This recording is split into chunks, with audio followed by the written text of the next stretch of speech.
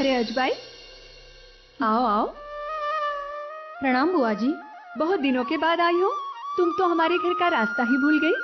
हाँ बुआ जी, आजकल अक्षरातीत श्रीराज जी प्रतिदिन हमारे घर आकर दर्शन जो देते हैं, बस उन्हीं की सेवा और पूजा से समय ही नहीं मिलता। क्या? चौकिए मत बुआ जी, मैं सत्य कह रही हूँ। अक्षरातीत श्रीराज जी सब सुंदर साथ को भी दर्शन देते हैं। और यही नहीं, कभी कभी तो वो हम सबके साथ मिलकर भोजन भी करते हैं। और यदि भोजन में कोई कमी रह जाए तो वो हमें डांट भी देते हैं।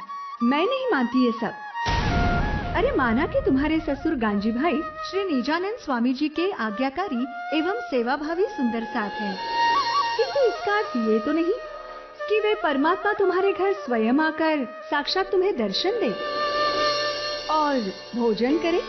नहीं नहीं, मुझे विश्वास नहीं होता।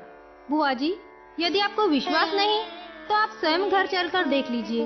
दूध का दूध और पानी का पानी हो जाएगा। वैसे आपको बता दूं, आज जब वे जमुना जी की शोभा का वर्णन कर रहे थे तो साक्षात जमुना जी हमारे घर पधारी और सभी सुंदर साथ ने उनका जी भर के पान किया, स्नान किया। सच? एकदम सच बुआ जी। यदि आपको विश्वास नहीं है तो आप खुद चलकर देख लीजिए। बुआ जी, मिहिर राज कहाँ है? मैं उसके लिए मिठाई लेकर आई हूँ। अरे मिहिर तो अपने मित्रों के साथ खेल रहा है।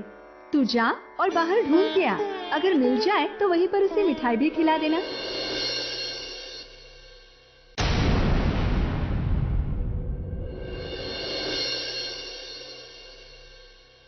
मिहिर राज, मिहिर राज।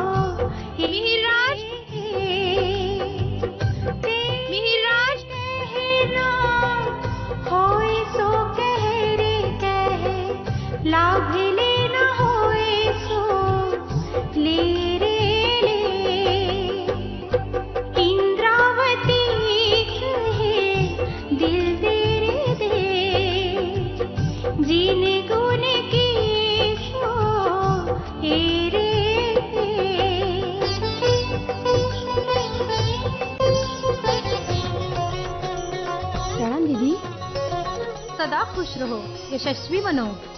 तो मैं आपके आशीर्वाद से हूँ, लेकिन यदि आप मुझे अपने हाथों से मिठाई खिला देंगे तो मैं बलवान भी बन जाऊंगा। हाँ।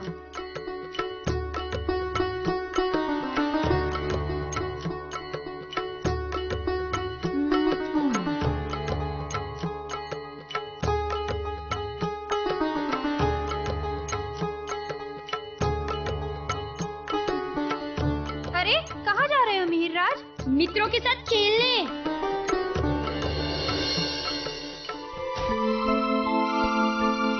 अरे क्या बात है, आज तुम बड़ी ही सुंदर लग रही हो, एकदम कृष्ण की राधा की तरह। आप भी ना, राधा रानी कहाँ और मैं कहाँ। ऐसा मत कहो पद्मा, सुंदरता का कोई पैमाना नहीं होता। सुंदरता तो सुंदरता होती है। जैसे राधा निर्मल मन और सौम्यता की मूरत, तुम भी उन्हीं की तरह हो। बस भी कीजिए, आप तो कविताएं करने लग गए। हमको देर नहीं हो रही है, चलिए। अरे हाँ, मैं तो भूल ही गया कि हमें राधा कृष्ण जी के मंदिर जाना है। चलो जल्दी चलो। ओहो, मेरी प्यारी देवरानी को इतना सजा धजा कर कहाँ ले जा रहे हो देवर जी? हम कृष्ण जी के मंदिर जा रहे हैं दीदी। ये तो बहुत ही अच्छी बात है। अरे हाँ, मैं आपसे देवर जी ये कहने के लिए आई थी कि आप आज गांजी भाई के घर जाकर निजानंद स्वामी जी की कथा अवश्य सुनिएगा। निजानंद स्वामी जी की कथा? गांजी भाई के घर? ऐसा क्या विशेष है उनकी कथा में? आज अजबाई आई थी हमारे घर। उन्होंने मुझे बताया कि निजानंद स्वामी जी प्रतिदिन गांजी भाई के घर चमत्कारी कथा कहते हैं। वैसे तो अजबाई कई बार मुझे निजानंद स्वामी जी के चमत्कारों के बारे में बता चुकी हैं और मुझे वहां आने का निमंत्रण भी दे चुकी हैं। परंतु मेरे पास समय ना होने के कारण मैं वहाँ नहीं जा पाई। गोवर्धन, तुम अजबाई के घर जाकर पता लगाओ कि अजबाई ने जो कुछ भी कहा वो सत्य है या नहीं। ऐसे क्या चमत्कार होते हैं भाभी वहाँ? कई चमत्कार देवर जी, जैसे आज ही उन्होंने मुझे बताया। परम धाम की दिव्य यमुना जी की शोभा का वर्णन करते हुए वहाँ साक्षात यमुना जी पधारी थी, और तो और वहाँ की सभी सुंदर साथ ने उनका अमृतमय जल पिया और उसमें स्नान भी किया। हाँ, और वो बता रही थी कि श्रीराज जी वहाँ साक्षात प्रकट होकर भोजन भी करते हैं। मुझे तो विश्वास ही नहीं होता। इसलिए मैं चाहती हूँ कि तुम लोग एक बार वहाँ जाकर देखो तो सही कि अजबाई की बातों में कितनी सच्चाई है। यदि ऐसा है दीदी, तो हम आज ही कांगजी भाई के घर जाएंगे। क्षमा कीजिए भाभी, किंतु मेरा वहाँ जाना संभव नहीं है, क्योंकि मुझे एक आवश्यक कार्य से बाहर जाना है। मैं किसी और दिन चला जाऊंगा, किंतु आपकी शंका के समाधान के लिए मैं मंदिर से लौटते समय पद्मा को गांगजी भाई के घर छोड़ाऊंगा। वो कथा भी सुन लेगी और सत्य भी जान लेगी। ठीक है गोवर्धन। जी दीदी, अब हमें आज्ञा दीजिए।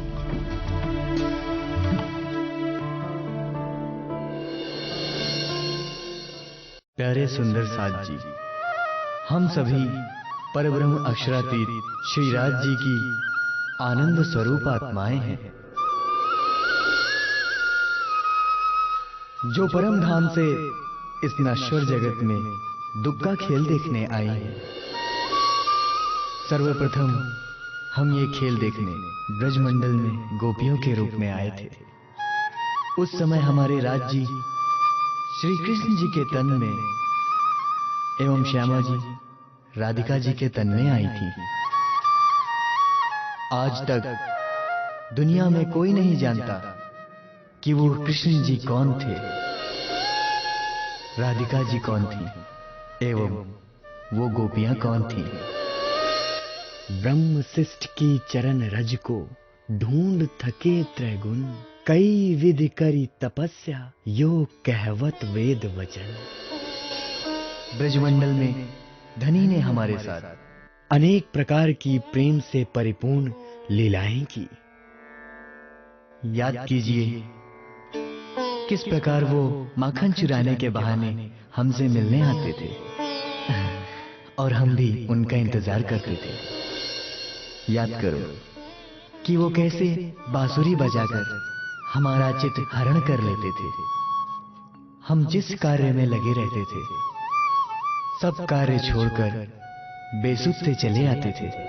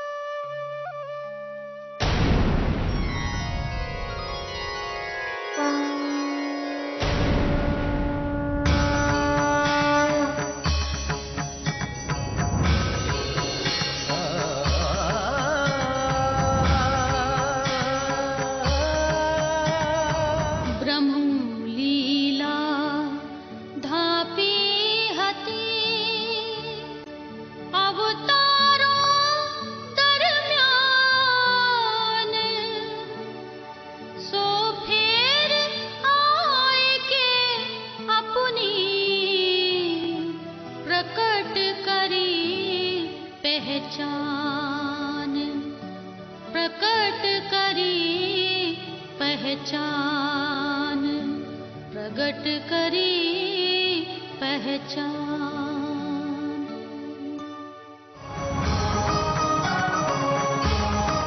बोलो निजानंद स्वामी की, धाम के धनी की, बोलो निजानंद स्वामी की।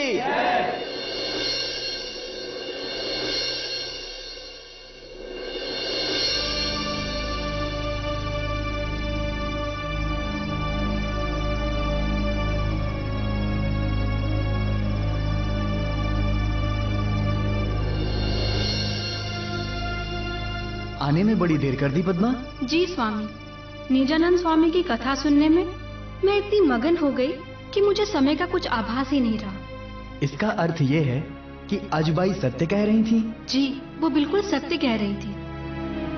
आप जानते हैं, जब मैं वहां गई तब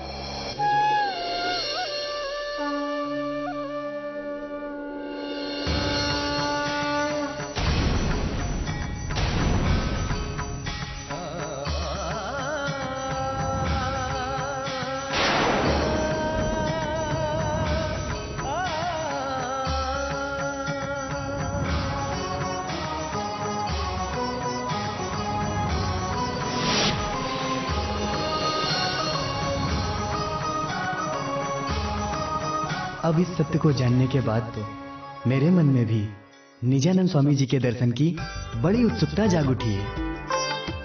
मैं शीघ्र ही कांजी भाई के घर कथा सुनने जाऊंगा और निजानंद स्वामी जी के माध्यम से परब्रह्म श्री राज जी के अलौकिक दर्शन भी करूंगा।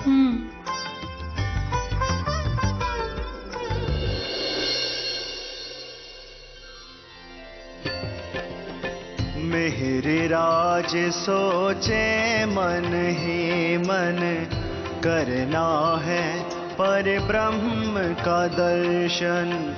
भक्ति भाव से हृदय का आंगन हो गया जैसे निर्मल पावन। रोम रोम में आनंद छाया परम लक्ष्य जीवन का पाया। निश्चय यह मन में दृढ़ करके डूबे सुमिरण में ईश्वर के।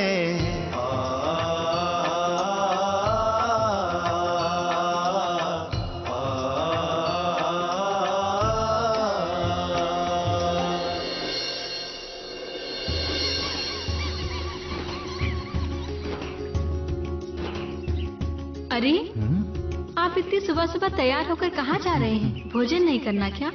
अरे मैं गांजी भाई के घर जा रहा हूँ, वहाँ से मैं सीधे काम पर निकल जाऊंगा।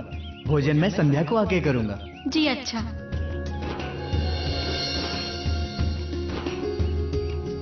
अरे तुम यहाँ खड़े होकर किसकी प्रतीक्षा कर रहे हो मिहिर? आपकी।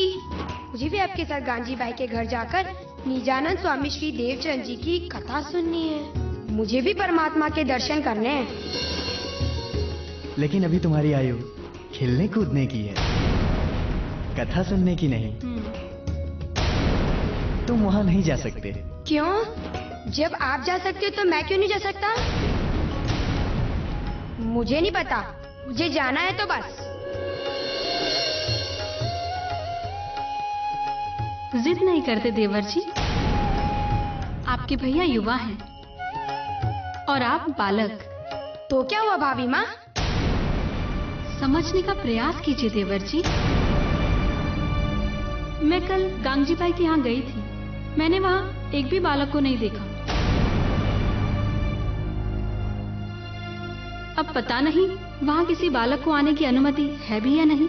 माँ आप समझाइए ना भैया को, मुझे वो गांजी भाई के घर नहीं ले जा रहे। माँ मुझे ना बहुत मन कर रहा है उनकी कथा सुनने का, उन्हें बताइए ना माँ। माँ मैं उसे वहाँ जरूर ले जाता, लेकिन वहाँ बालक आते हैं या नहीं ये जानकारी के बिना और उनकी अनुमति के बिना इसे वहाँ ले जाना उचित नहीं होगा। बेटा भैया सही कह रहे हैं। वहाँ जाने पर तुम्हारी उपस्थिति पर कोई प्रश्न करने लगेगा तो ठीक नहीं होगा और भैया को भी दूसरे के कटु वचन सुनने पड़ेंगे। किंतु माँ। देख मिहिर, मैं जानता हूँ कि तुम्हारा वहां जाने का बहुत मन है, लेकिन तुम चिंता ना करो। आज मैं वहां जाकर स्वयं पूछ लूंगा क्या वहां बालक आ सकते हैं या नहीं। यदि वहां तुम्हारे जाने पर कोई पाबंदी नहीं हुई तो मैं स्वयं तुम्हें ले जाऊंगा, ठीक है? अब लगाम छोड़ दो और मुझे जाने दो, मुझे विलंब हो रहा है। हाँ बेटा लगाम छोड़ दो, भैया शुभ कार्य के लिए जा रहे हैं। बेटा फिर वो आते समय तुम्हारे आने की अनुमति लेकर आएंगे, तब चले जाना। हाँ,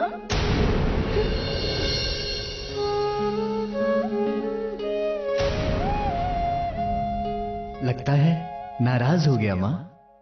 चिंता ना करें, हम उसे मना लेंगे। आप जाइए।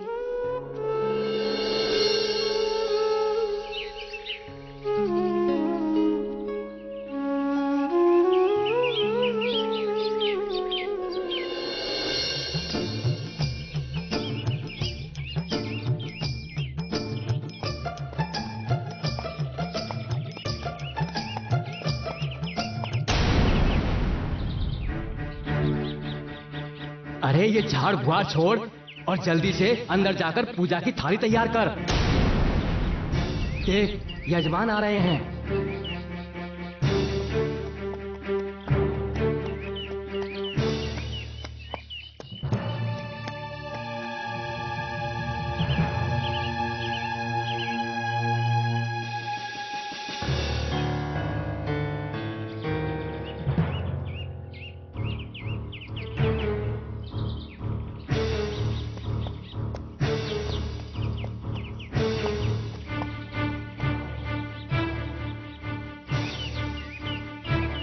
अरे आइए आइए यजमान। पंडित जी, बड़े उचित समय पर आए हैं आप। आज आरती आप ही के हाथों से होगी। क्षमा करें पंडित जी, पूजा पाठ तो मैं आज घर से ही करके निकला हूँ। बस आज बाहर से ही प्रणाम करके जाऊंगा। वापसी के समय अंदर जाके दर्शन कर लूंगा। सो तो ठीक है, किंतु आज ऐसा कौन सा कार्य आन पड़ा है यजमान कि आप बाहर से ही भगवान को प्रणाम करके जा रहे हैं? और वो भी बिना प्रभु के दर्शन के? पंडित जी, ये सारी बात मैं आपको वापसी में आके बताऊंगा, क्योंकि मैं इस समय जहां जा रहा हूं वहां मुझे साक्षात प्रभु के दर्शन होने की आशा है। ठीक है, अब मैं चलता हूं। आज्ञा दीजिए। प्रणाम।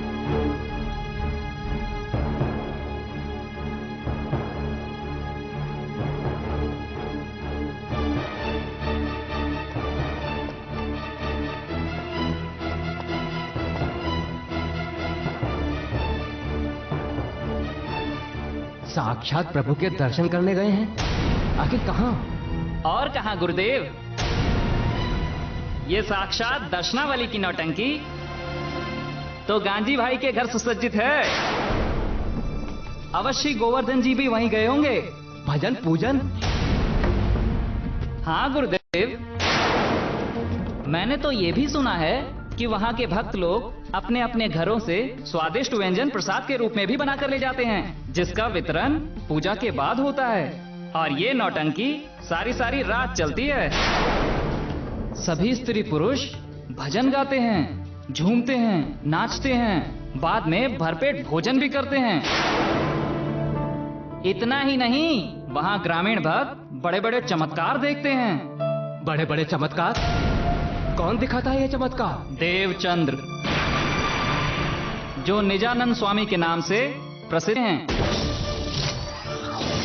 वही रात भर गांव के स्त्री पुरुषों को जमाकर रासलीला का वर्णन करते हैं। और मैंने तो ये भी सुना है कि वहां वो अपने वर्णन के साथ साथ लोगों को साक्षात रासलीला के दर्शन भी कराते हैं।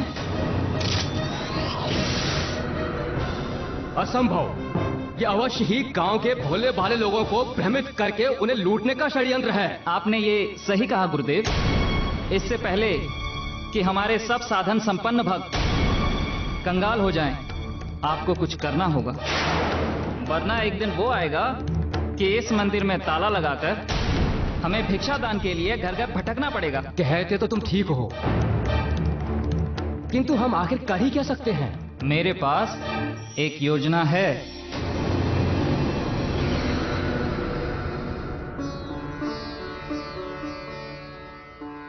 हे सुंदर साथ, तब बेहद मंडल में आनंदकारी योग माया के आश्रय में राज्य में एक नए दिव्य वृंदावन की रचना की।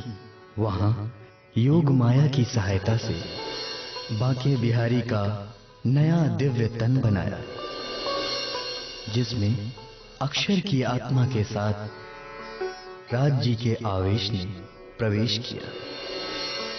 वहां धरती, वृक्ष, चंद्रमा, यमुना, पशु पक्षी आदि सभी नए थे, जो सभी चेतन, तेजोमयी एवं सुगंधि से युक्त थे।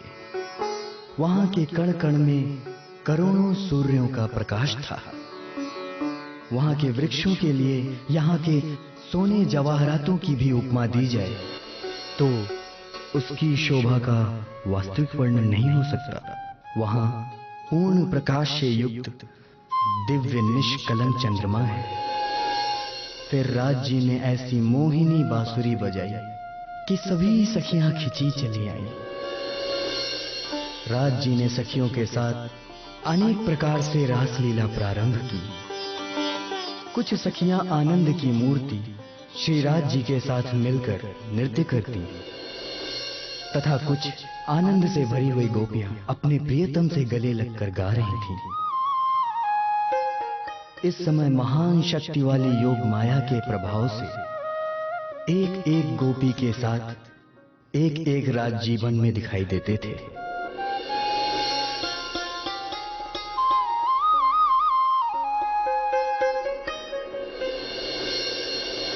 आयत अति घड़ी आनंद माहे अति उजाया धरणी न लागे श्री श्यामा जी थया तैयार मारे साथ की दो सिंगार।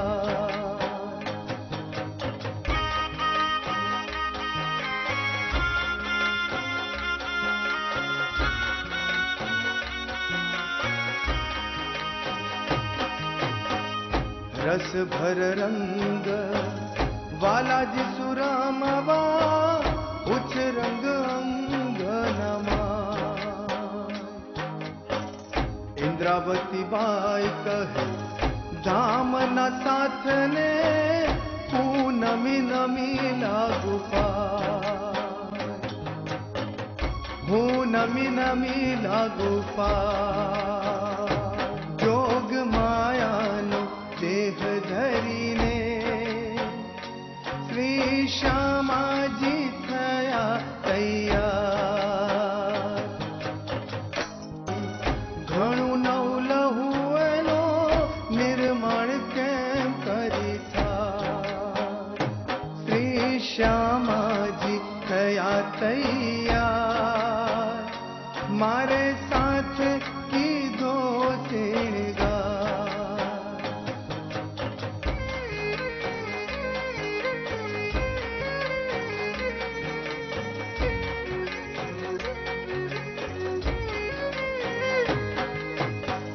कोटान कोट जाने सूरज उदया ब्रह्मांड नमाय झलकार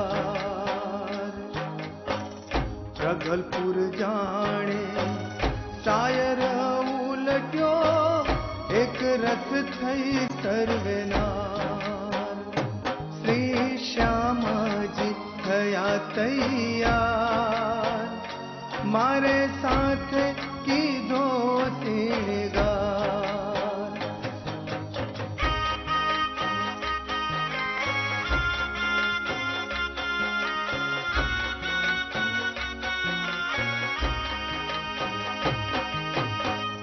सेवा स्वरूप ने सेवा भूखण तेज तणांबा अजवालू जारे जीव जुए त्यारे शू करे संसार श्री श्यामा जी थया तैयार मारे साथ की दो सिंगार।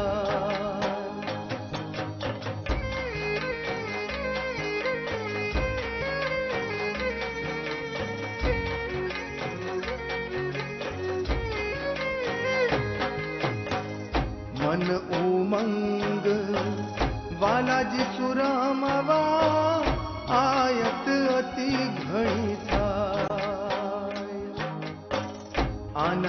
माहे अति उजाया धरणी न लागे पार।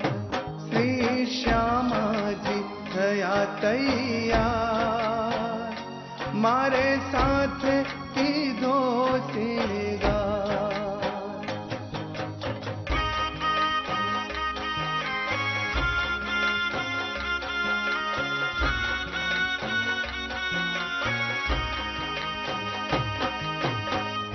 रस भर रंग वाला जिसुरामवा उच्च रंग अंग नमाय। इंद्रावती बाई कहे धाम न साथ ने पूनमी नमी लागू पाय। पूनमी नमी लागू पाय। जोग माया देह धरीने श्री श्यामा जी थया तैयार।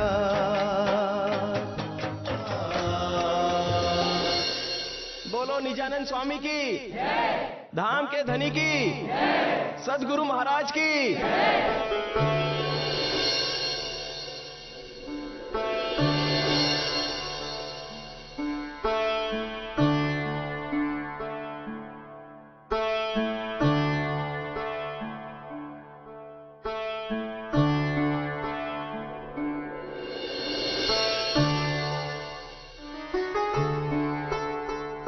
हे धाम के धनी, मैं आपकी शरण में आया हूं। कृपया आप मुझे अपनी शरण में ले लें और मेरी आत्मा को जगाएं। अवश्य। अब तुम धाम के धनी की शरण में आ गए हो। तुम परम धाम की गुणवंती बाई की आत्मा हो। अब तुम निश्चिंत होकर अपना स्थान ग्रहण करो।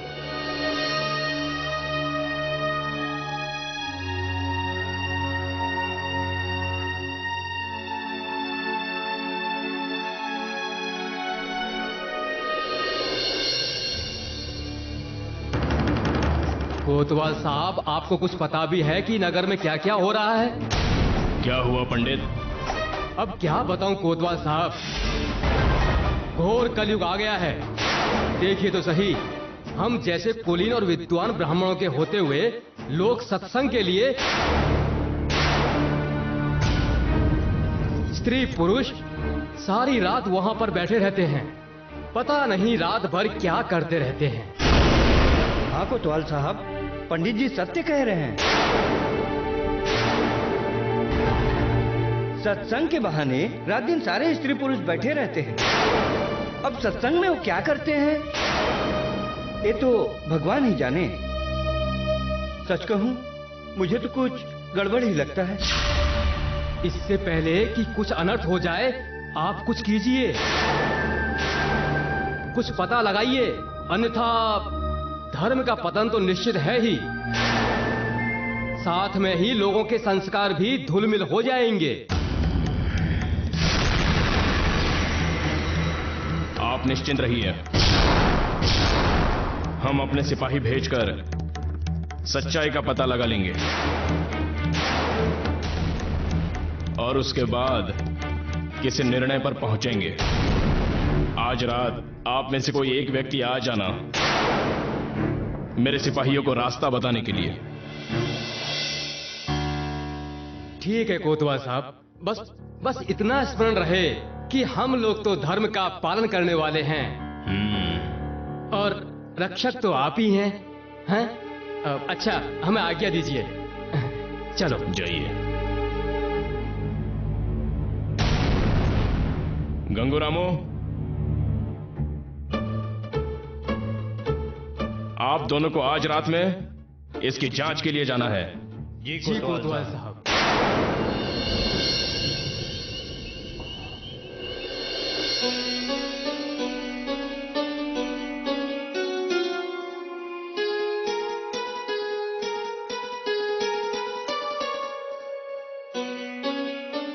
ये क्या बेटा,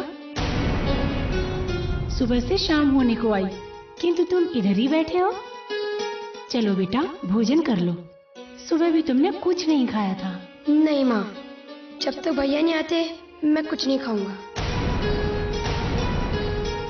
बेटा हट नहीं करते, भाई आ जाएगा, तब तक तुम भोजन तो कर लो। माँ मैंने अब तक कुछ नहीं खाया, तो थोड़ी देर और सही। जैसे ही भैया आएंगे मैं भोजन कर लूंगा। पर बेटा मुझे ये तो बताओ कि तुम भैया की प्रतीक्षा क्यों कर रहे हो? नहीं माँ, वो तो मैं सिर्फ भैया को ही बताऊंगा। भैया, भैया, भैया, क्या आपने निजानंद स्वामी जी से मेरे आने की अनुमति ले ली? अब मैं उनकी कथा सुनने आ सकता हूँ ना? क्षमा कर दे भाई, मैं आज उनसे तुम्हारी बात ही करना भूल गया। लेकिन मैं जो आज वहां देखकर आया हूं, मैंने अपने जीवन में पहले कभी नहीं देखा। मैं उस दिव्यता में इस कदर डूब गया कि मुझे कुछ स्मरण ही नहीं रहा। जाइए, मैं आपसे बात नहीं करता। अरे क्षमा कर दे भाई, मैंने ये जानबूझकर तो नहीं किया ना। मैं कल निजानंद जी से तुम्हारे आने की अनुमति ले लूंगा, वचन देता हूँ। नहीं, कल तो मैं स्वयं ही उधर चला जाऊंगा। हाँ? और पूछ के भी आ जाऊंगा।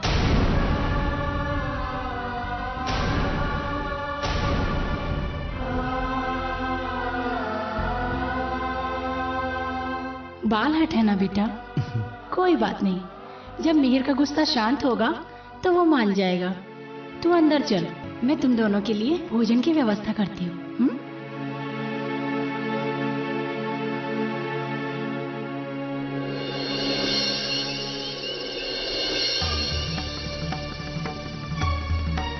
वो देखो, जिस घर में वो बड़ा सा दीपक जल रहा है ना, वही गांगजी भाई का घर है। अब जाओ और जाकर इस बात का पता लगाओ कि वहां क्या चल रहा है। जाओ।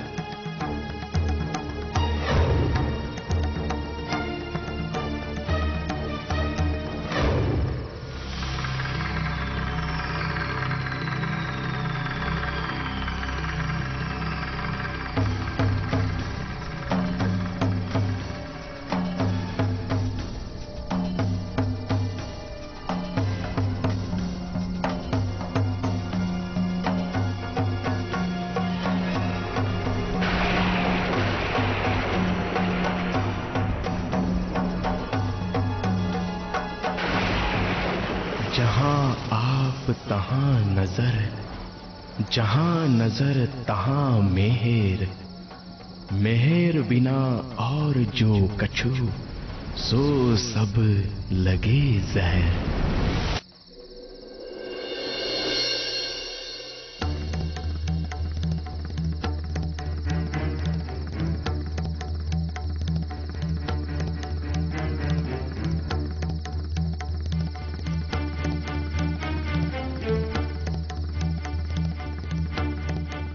अरे ये क्या? ये दीपक देखने में तो हमारे बिल्कुल समीप लग रहा था, लेकिन जैसे ही हम इसके पास जा रहे हैं, ये हमसे दूर क्यों दिखाई दे रहा है? हाँ भाई, इतना ही नहीं, मुझे तो थकान सी लग रही है। ऐसा लगता है मानो हम मीलों चल चुके हों, जबकि हमने अभी कुछ ही कदम की दूरी तय की है।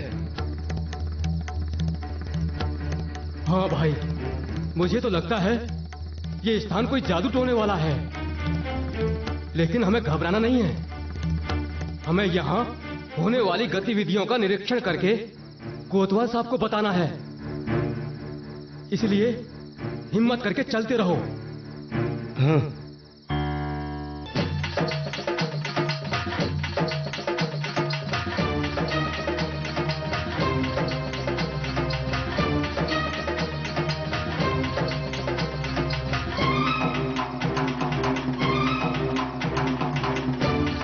अरे रामू, कहाँ गया तू?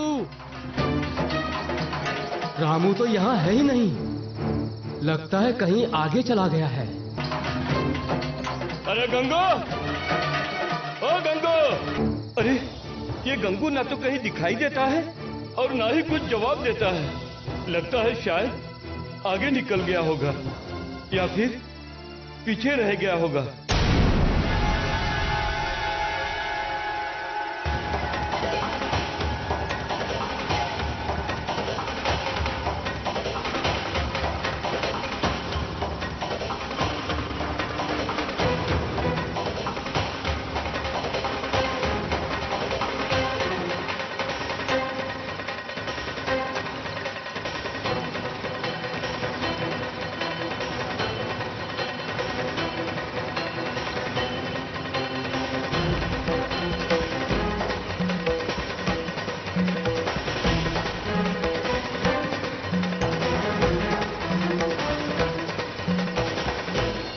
जाको राखे साइया मार सके ना कोई, बाल बांका न कर सके जो जग बैरी होए।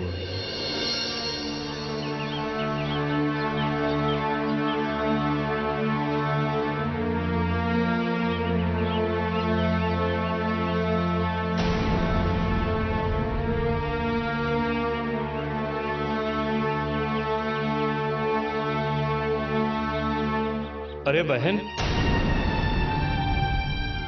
यहाँ गांगी भाई का घर कहाँ है? गांजी भाई? तुम किसकी बात कर रहे हो भाई? यहाँ तो इस नाम का कोई नहीं रहता। अरे ऐसे कैसे हो सकता है? उस भगत ने तो मुझे यहीं का पता बताया था। नौतनपुरी के प्रसिद्ध व्यक्ति हैं वो। क्या हुआ बहन, मैंने कुछ गलत कहा? हाँ भाई, आप गलत स्थान पर गांजी भाई नाम के व्यक्ति को ढूंढ रहे हैं। ये नौतनपुरी नहीं, मोहबर जी का गांव है। नौतनपुरी तो यहाँ से 12 कोस दूर है। क्या? लगता है इसने सुबह सुबह भांग के लड्डू खा लिए हैं।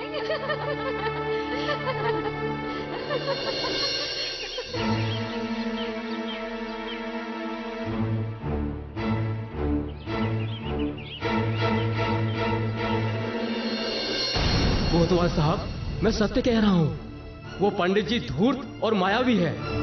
उसने और उसके शिष्य ने हम दोनों को मारने के लिए यह षड्यंत्र रचा था और हमें ऐसे स्थान पर छोड़ दिया जहां पहुंचकर हम दोनों अपनी सारी सुध-बुध खो बैठे। मुझे तो पता ही नहीं चल रहा था कि मैं कहां हूं, और इतना चलने के बाद भी मैं आखिर उस स्थान पर क्यों नहीं पहुंच पा रहा था जहां मुझे पहुंचना था। सारी रात बीत गई, लेकिन मैं उस घर तक पहुंच ही नहीं पाया जिस घर के सामने वो दीपक जल रहा था। मगर मैंने प्रयास नहीं छोड़ा, किंतु ना जाने कब मेरी हिम्मत ने मेरा साथ छोड़ दिया और मैं बेहोश हो गया। कोतवाल साहब, आप उस पंडित और उसके शिष्य को पकड़कर कठोर दंड दीजिए। तुम्हारा दूसरा साथी कहाँ है? पता नहीं कोतवाल साहब, वो कहाँ है और किस हाल में है। मैंने सुबह उसे बहुत खोजा, किंतु वो मुझे नहीं मिला। कदाचित उन लोगों ने उसे मरवा दिया है। मैं जिंदा हूँ कोतवाल साहब, लेकिन मरणासन हालत में। तुम्हारी ये हालत कैसे हुई? ये बहुत लंबी कहानी है कोतवाल साहब। मैं स्वयं नहीं समझ पा रहा हूँ कि मेरे साथ क्या हो रहा था। बस बेसुध था, एक ही दिशा में चला जा रहा था, किंतु गांगी भाई का घर रेगिस्तान में दिखने वाली मृग तृष्णा की तरह कहीं दूर, बहुत दूर होता जा रहा था। मेरे 12 कोस जाने के बाद सुबह पता चला कि मैं नौतनपुरी से दूर मोहबर जी के गांव पहुंच गया हूं। सब लोग मेरा उपहास कर रहे थे। मैं जैसे तैसे वहां से लौट कर आया हूं। देखा कोतवाल साहब आपने, हम दोनों को भ्रमित किया गया है और ऐसा उन लोगों ने जानबूझकर किया है। आप अभी उस पंडित की खबर लीजिए कोतवाल साहब। आप दोनों अंदर जाकर विश्राम कीजिए, मैं पंडित जी की सत्यता की जांच करवाता हूं।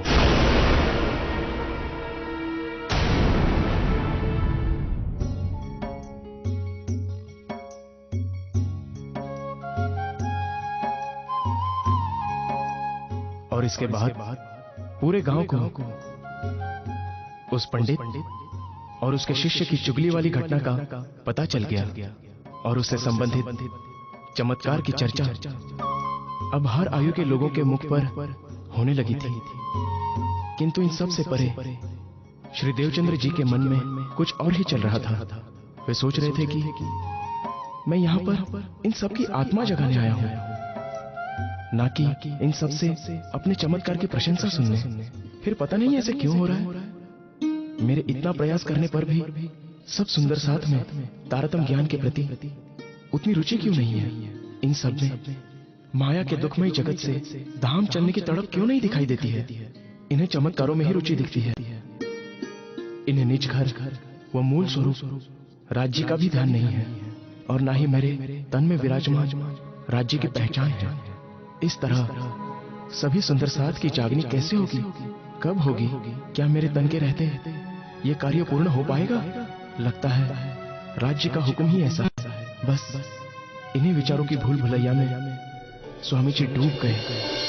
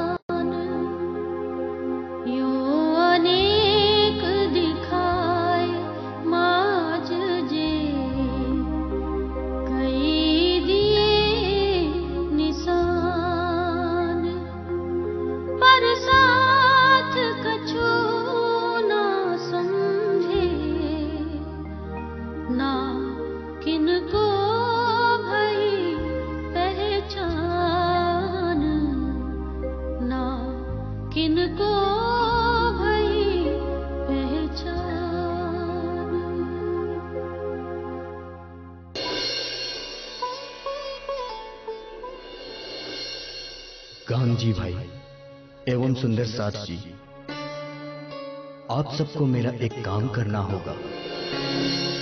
आप आज्ञा करें महाराज। माना कि आप सभी इन चमत्कारों से अभिभूत हैं, उत्साहित हैं और प्रसन्न भी हैं,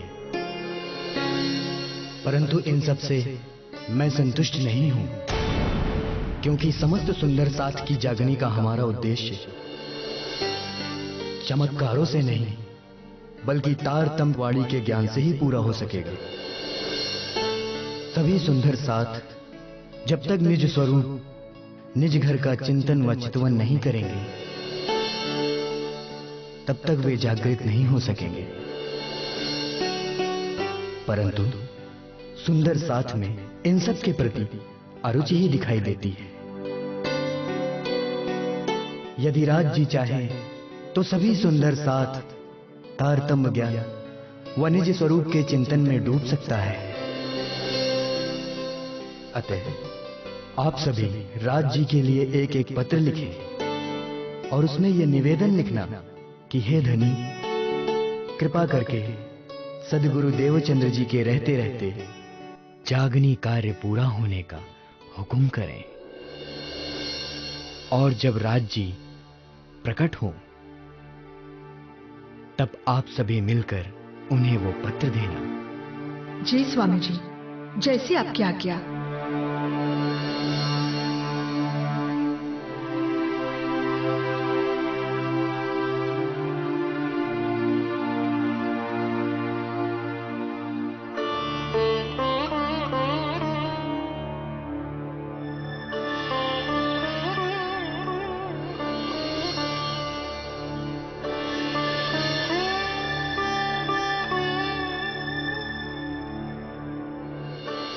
इस तरह 69 सुंदर साथ ने राज्य के लिए एक एक पत्र लिखा, जिसमें यह निवेदन था कि हे धनी, कृपा करके सद्गुरु देवचंद्र जी के रहते रहते जागनी कार्य पूरा होने का हुक्म करें, और जब राज्य भोजन के समय प्रकट होते हैं उस समय उन सुंदर साथ ने राज्य को वे पत्र सौंप दिए। हे सुंदर साथ जी, श्री राज्य ने सुंदर साथ की वे चिट्ठियां पाकर भी कोई उत्तर नहीं दिया। कालांतर में यही पत्र, यही चिट्ठियां मिहिरराज जी के जेब से गिरती हैं जब वे देवचंद्र जी से मिलने जाएंगे, और जिससे देवचंद्र जी को पता चलेगा कि जागनी का कार्य वास्तव में उनके बाद मिहिरराज जी के तन से ही होना है। यही राज्य का आदेश था। अब मैं आपको वो कथा सुनाता हूँ जब देवचंद्र जी और मिहिरराज जी के मिलने की भूमिका बन रही थी और गोवर्धन जी देवचंद्र जी से कथा सुनने जा रहे थे।